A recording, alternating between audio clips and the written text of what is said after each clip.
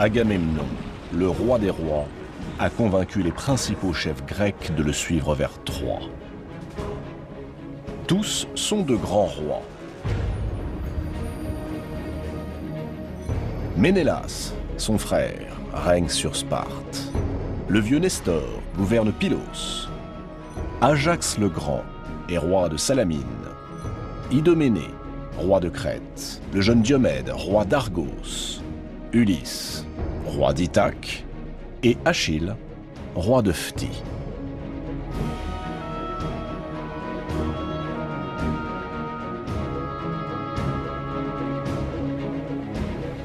Achille et Ulysse.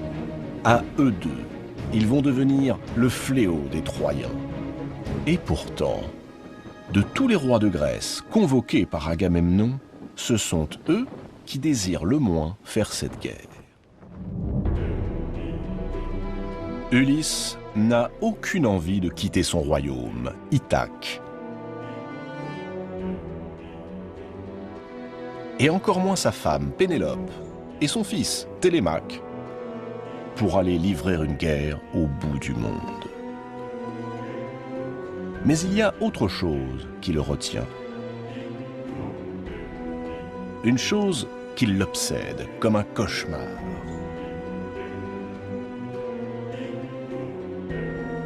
Jadis, un oracle lui a affirmé que le jour où il quitterait Ithaque, il n'y reviendrait que 20 ans plus tard, seul et pauvre. Ulysse a la ferme intention de duper Agamemnon pour ne pas répondre à son appel. Il n'est pas en manque de ressources. Ceux qui le connaissent l'ont surnommé l'homme aux 1000 ruses. Et c'est bien d'une de ces ruses dont il va se servir pour ne pas faire cette guerre.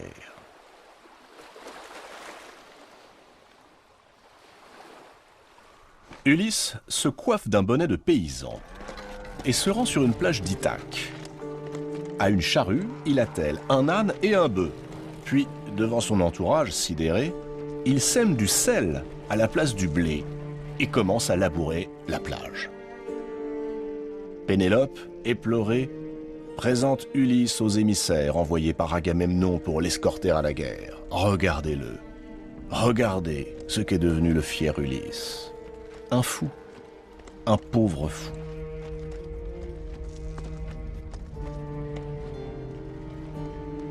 Les émissaires d'Agamemnon compatissent. En effet, comment le roi d'Ithaque pourrait-il servir à la tête de ses hommes, lui qui a perdu la raison? Ils sont sur le point de reprendre la mer, dépités, lorsque l'un d'entre eux les arrête. Il connaît la réputation du roi d'Ithaque. Quelque chose lui dit qu'il est en train de se jouer d'eux. Alors, d'un seul coup, il arrache le jeune Télémaque des bras de sa mère, dégaine son épée, se plante devant la charrue d'Ulysse et fait mine d'égorger l'enfant avant de le jeter sous le soc du laboureur. Ulysse stoppe tout net son attelage et se précipite au secours de son fils. Il est démasqué.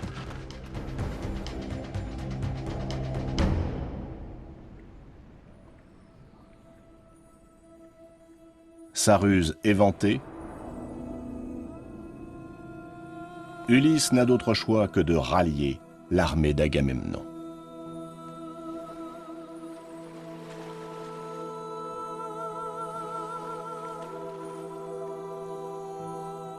Le voilà donc à Mycène, avec ses hommes, et auprès des autres rois, prêts à embarquer.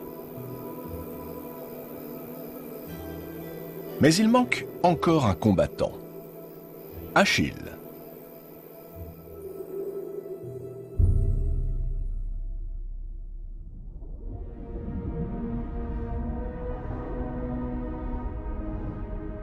Achille. On peine à croire que ce jeune homme courageux, dont on dit partout que la force n'a pas d'égal sur cette terre, souhaite se dérober à la guerre voulue par Agamemnon.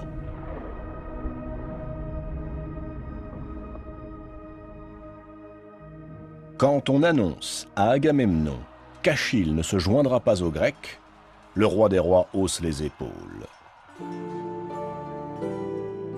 Il n'a cure de cet homme qu'il déteste.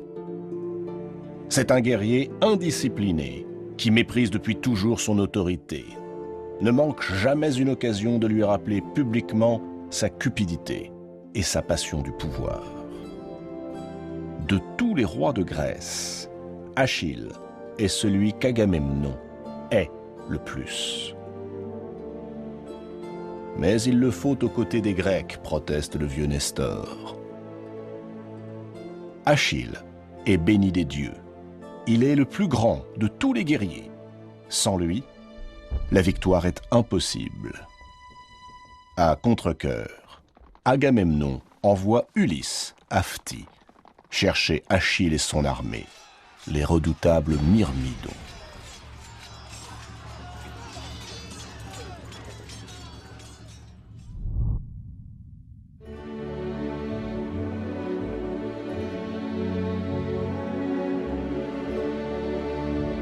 Thétis, la mère d'Achille. Déesse de l'ancien temps. Une nymphe, très exactement, la fille du vieux de l'abîme.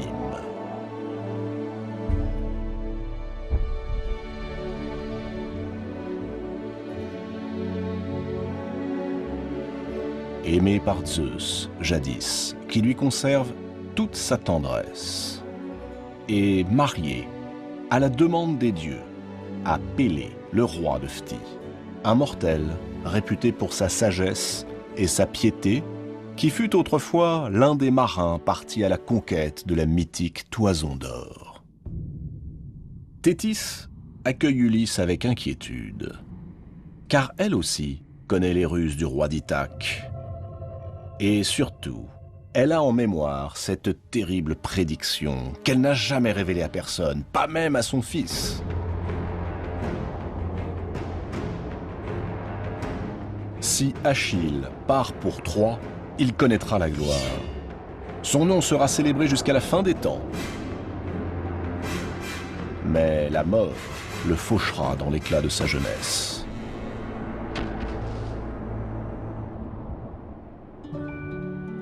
S'il reste chez lui, en Grèce, il vivra longtemps, heureux, entouré et aimé de tous les siens.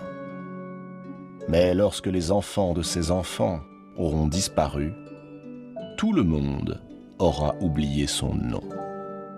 Heureusement pour Thétis, à tous les arguments qu'Ulysse lui soumet, Achille répond par un non catégorique. Non, il n'est pas question d'aller se battre à Troie pour sauver l'honneur d'un mari cocu ou pour agrandir l'empire d'un roi qu'il méprise. Soulagée, Thétis prend son fils dans ses bras et tout à sa joie de le voir rester auprès d'elle, elle lui révèle le sort funeste auquel il a échappé. Achille est interloqué.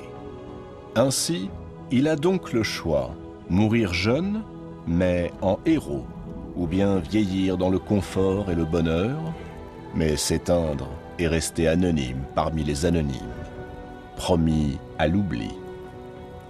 Il réfléchit longuement. Puis il se tourne vers Ulysse. Sa décision est prise.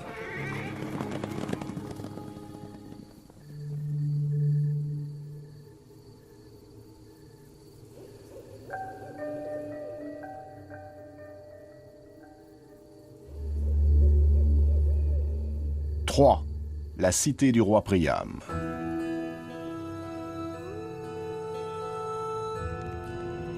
Hector désigne son frère, Paris.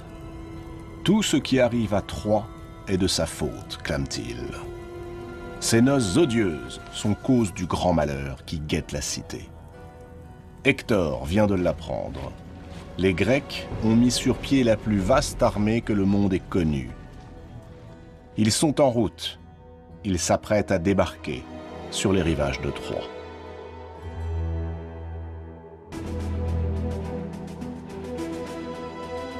Hector, fils aîné du roi Priam.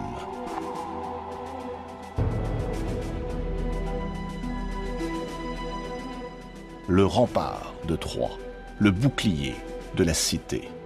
Adulé par le peuple, il en reçoit des honneurs presque divins. Ses amis, comme ses ennemis, reconnaissent en lui un guerrier à la vaillance sans pareille. Mais aux remontrances de son frère, Paris oppose toujours les mêmes réponses. Troie est invincible, protégée par les dieux, et jamais la lance grecque ne pourra renverser la cité de Priam. Quant à lui, il est amoureux d'Hélène, il l'aime éperdument, et elle aussi. Rien ni personne ne les séparera. Hector fulmine. Son frère ne comprend donc rien à ce qui se joue. L'armée grecque ne vient pas seulement envahir Troie, elle vient dévaster la ville qui depuis toujours résiste aux rêves d'Agamemnon. Un prince de Troie n'a pas le droit de se comporter avec une telle assurance, mêlée à tant de désinvolture.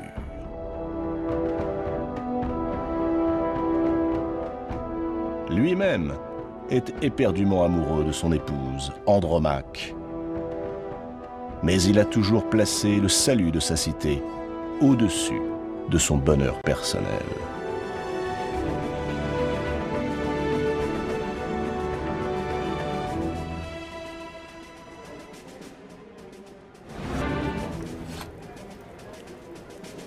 Le vieux roi Priam est pris de vertige. Hécube, son épouse, se lève. Elle marche vers ses fils. Elle saisit la main d'Hector, puis celle de Paris, et les force à se joindre. Les deux frères y consentent sans que ni l'un ni l'autre n'approuve. Mais soudain, le visage d'Hécube se fige. Dans l'ombre, une silhouette surgit, drapée de noir. C'est Cassandre. Cassandre, fille d'Hécube et de Priam.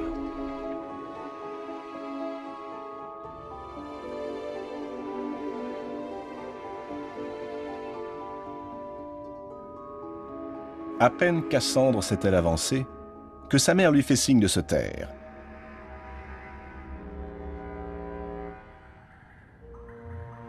Elle sait trop bien que tous les mots que cet enfant prononce sont porteurs de désastre et de mort. Depuis que Paris est revenu à Troie au bras d'Hélène, Cassandre ne cesse de répéter que cette union illégitime causera la perte de la cité.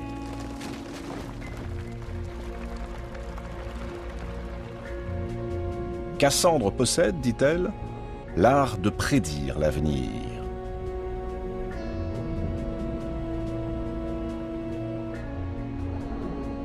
Ce n'est pas faux. Quand il la vit, Apollon tomba passionnément amoureux de Cassandre.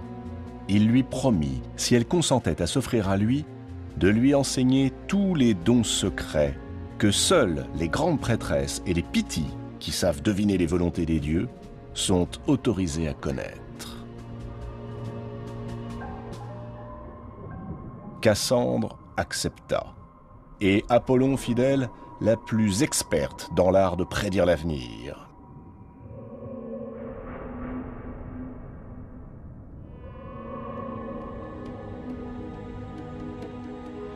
Mais aussi de formuler les oracles et de les interpréter.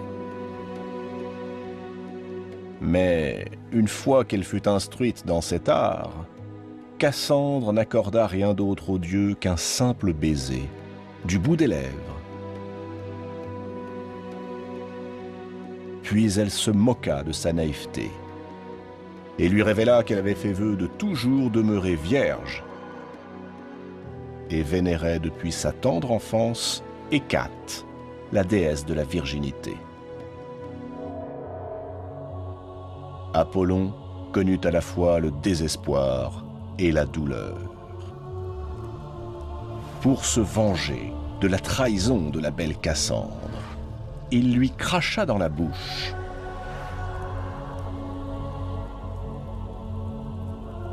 Cassandre aurait dû se méfier, car d'un simple crachat, Le dieu venait de lui retirer, non pas le don de prophétie qu'il lui avait offert, mais le don de la persuasion.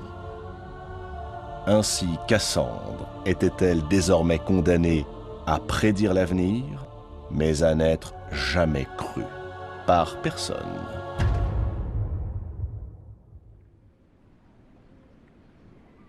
La flotte grecque est au grand complet. Elle s'apprête à lever l'ancre. Des milliers de navires sont prêts à affronter les flots. La brise gonfle les voiles. C'est l'heure du départ. Mais soudain, comme par magie, les vents retombent. Plus le moindre souffle.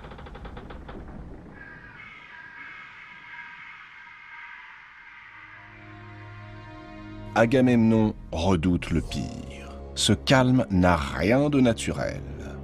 Il faut consulter les dieux, au plus vite. Il est, parmi les Grecs, un devin qui sait interpréter les volontés des dieux. Calchas. Pour lui, ni le futur, ni le présent, ni le passé n'ont de secret.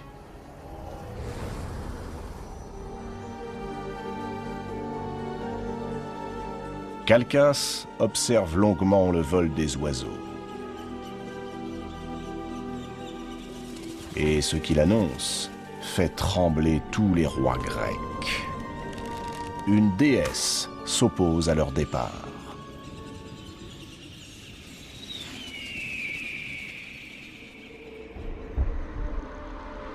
Artémis, fille de Zeus et sœur jumelle d'Apollon.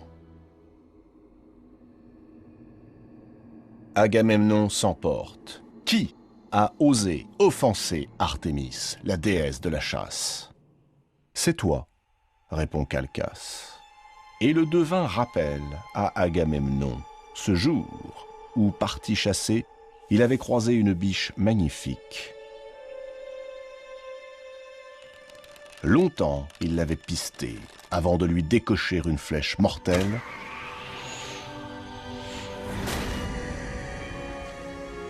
et de s'écrier avec l'orgueil du vainqueur. Artémis elle-même n'aurait su mieux faire. Celle que l'on surnomme la souveraine des animaux reçut cette vantardise comme un affront et comme une injure. Aujourd'hui, Artémis exige un acte de repentance. Cette biche était sa préférée. Agamemnon devra donc sacrifier sa préférée.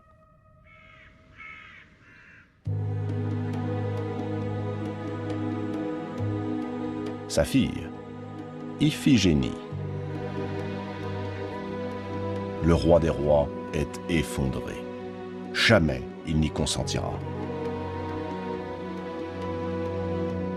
C'est l'unique condition pour que les vents soient avec les Grecs, réplique Calchas.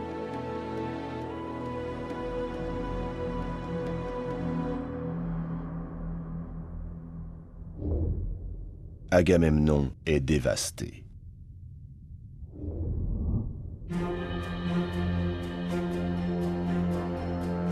Son frère, Ménélas, entre dans une colère noire. Il brûle d'impatience de récupérer Hélène, sa femme. Et il est soutenu par l'entière coalition des rois grecs, prêts pour la guerre. Que vaut une vie comparée à l'honneur d'un pays? Agamemnon refuse de céder. Le sacrifice qu'on veut lui imposer est inhumain. Il prie Zeus et tous les dieux. En vain. Il sait qu'on ne peut se dérober aux ordres de la déesse Artémis. Tous les Grecs connaissent son tempérament farouche et fier, cruel aussi. Depuis toujours, la déesse de la chasse se montre inflexible lorsqu'elle ou l'une de ses suivantes se sentent offensées. Et nombreux furent les hommes qu'elle décida de punir par le passé. Tous, ici, au moment de prendre la mer, se souviennent d'Actéon, un des plus grands chasseurs de tous les temps.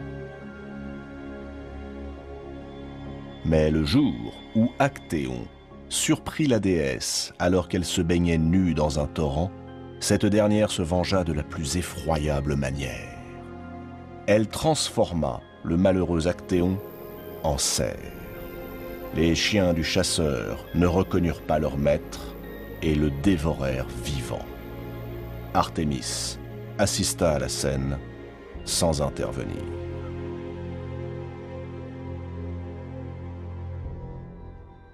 Agamemnon le sait, il est impossible de fléchir la déesse offensée. Alors, le roi des rois refoule ses larmes, maîtrise le tremblement de ses mains et finit par accepter la décision des dieux. Ulysse, atterré par le sacrifice qu'un père s'apprête à commettre, suggère à Agamemnon que l'on fasse croire à Iphigénie que de sa soumission au mariage dépend le sort des Grecs. Cela adoucira son destin. Il suffit de prétendre qu'Achille a posé une condition pour suivre l'armée grecque, épouser Iphigénie. La jeune fille consent et n'oppose aucune résistance. Elle obéira aux vœux de son père et épousera Achille si cela permet à l'armée des Grecs de compter dans ses rangs le plus glorieux des guerriers. Le mariage aura donc lieu. Et comme l'exige la coutume, il doit débuter par un sacrifice. Iphigénie, confiante, marche vers l'autel, guidée par Agamemnon. Le grand prêtre l'attend, impassible. Iphigénie croise alors le regard de son père. Et dans ce regard, elle peut lire la terreur et l'effroi.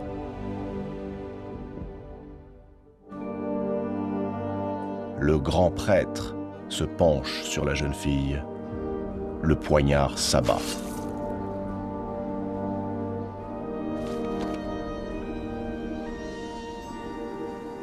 Le vent se lève.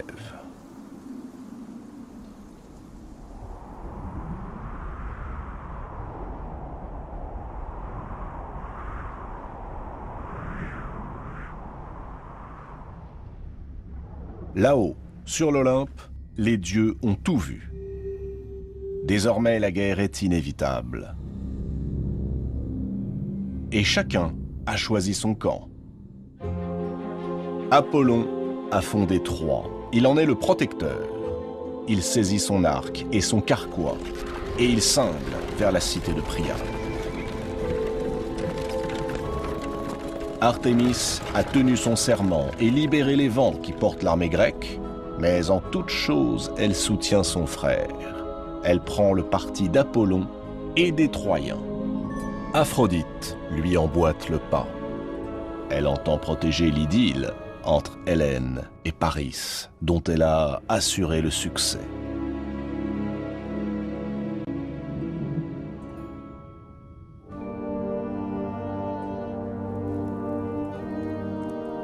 Héra et Athéna, elles, ont déjà pris place aux côtés d'Agamemnon et des rois grecs.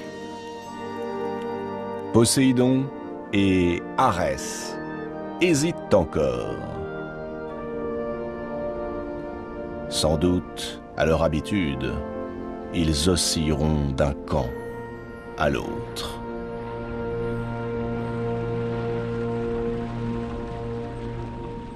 Le vent s'est levé. L'armée des Grecs s'élance vers Troie.